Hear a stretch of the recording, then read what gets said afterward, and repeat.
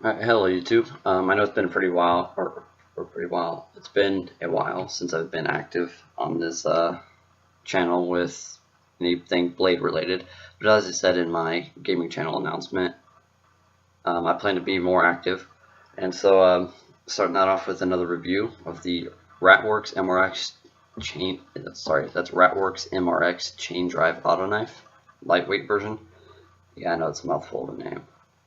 Um, just as sort of a disclaimer, from when I was looking on their website, they don't offer this version of this knife anymore. The difference between the lightweight version and the full size is the full size has a steel handle. This lightweight version has an aluminum handle, but they do offer a carbon fiber handle now. So my guess is they kind of phased out the aluminum handle, but I feel like this review would still, fit. As far as specs, weight, I'm not entirely sure because I don't offer this version anymore. I couldn't find the specs on the weight, but the steel-handled version weighs 5.6 pounds. Sorry, 5.6 ounces, not pounds, and the carbon fiber handle version weighs 4.1 ounces. So this probably weighs somewhere in between there. The overall length of it, the overall length is 8.5 inches.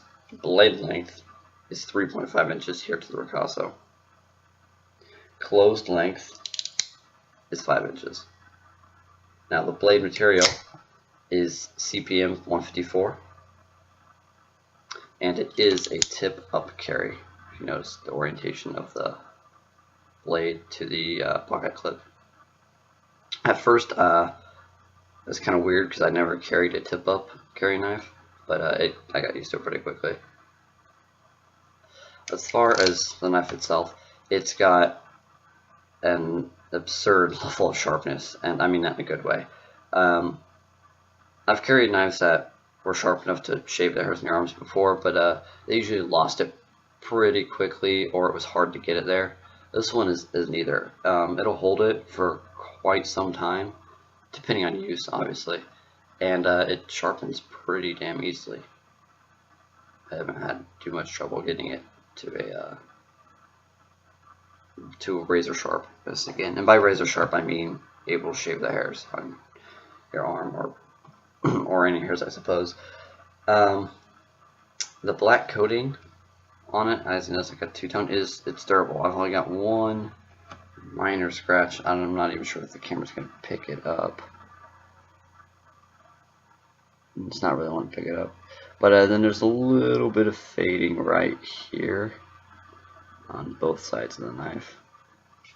But other than that, it's held up, which I was sort of impressed by, because most knives that have a coating on the blade, it wears out pretty quickly. But this is lasted, and I've been carrying this every day for not quite a year. But it's held up.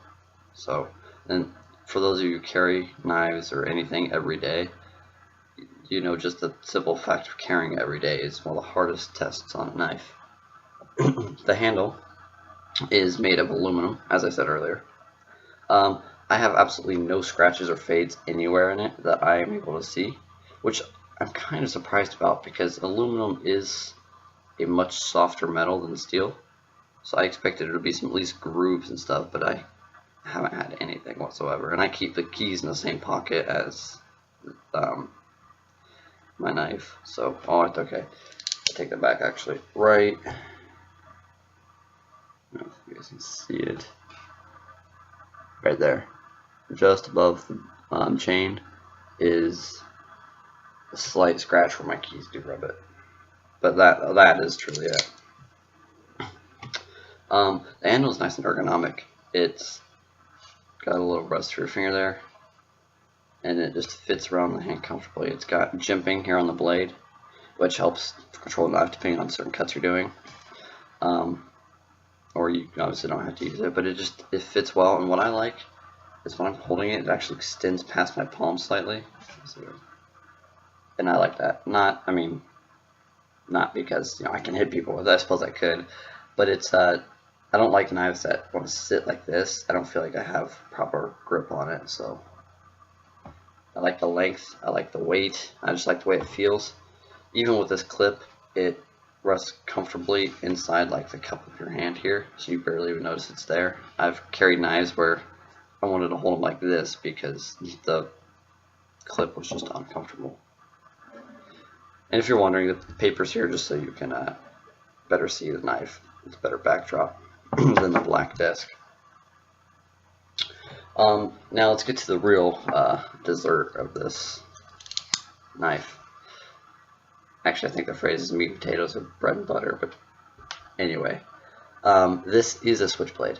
I know some people think it's only switchblade if it comes at the top. That's not true at all. What makes it a switchblade is it's got an automatic opening system. The difference between a switchblade and assisted opening is assisted opening requires some sort of pressure on the blade. Whether it's a flipper on the back or you've got an opening, a stud right here.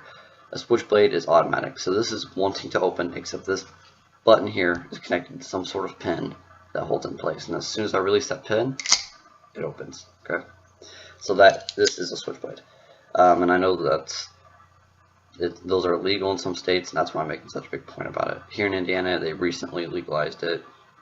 Recently, as in a few years ago. Now, how it works is there are two springs that run along the back here. One is inside the other, and one is wound right, and the other is wound left. And they come up and they connect to this chain. And then so they're just pulling on this chain at all times, but this pin that this button's connected to stops it. And as soon as you press that button, the springs take effect. I have to be careful opening it. I already put a hole in my desk opening it earlier. The opening is, if you can't tell from the video, solid and powerful. I've had no problems with it not opening completely or getting stuck, and it locks. I'm even going to put my hand here because I know it's not going to fail on me. It's a nice solid lock. The chain is self-cleaning. I'm not exactly sure what that means.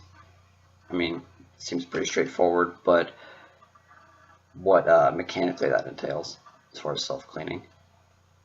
Don't know that it's self-lubricating, but it always seems like it's nice and smooth. Inside there are self-lubricating ball bearings that this thing runs on. But I've never disassembled this knife, and I probably won't, because I have no reason to.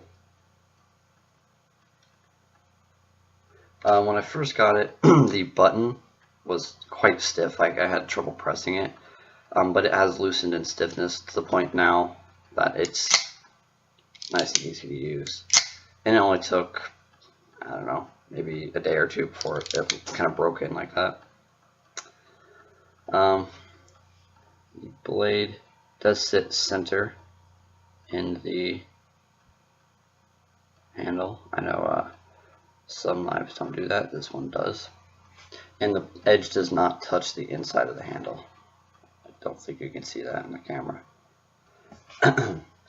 Because I've also had knives that do that, and to a knife owner that can be super annoying because you sharpen a knife and then you close it and you dull it. So this doesn't have that problem. Overall, I would say it's an absolutely great knife. It's a bit pricey. I bought this one for $300, but since they don't have it anymore, there's a steel version which is $325, the steel handle version, and then there's the carbon fiber, which the price goes soaring to $625. But I'll put a link to their website into the description, and they've got different blade shapes as well. I just thought this was the most practical and would be the easiest to sharpen, because the other one's got like a tonsil point and stuff. So thank you for watching, and as always, I'll have a link to this in the description and a link to my gaming channel as well.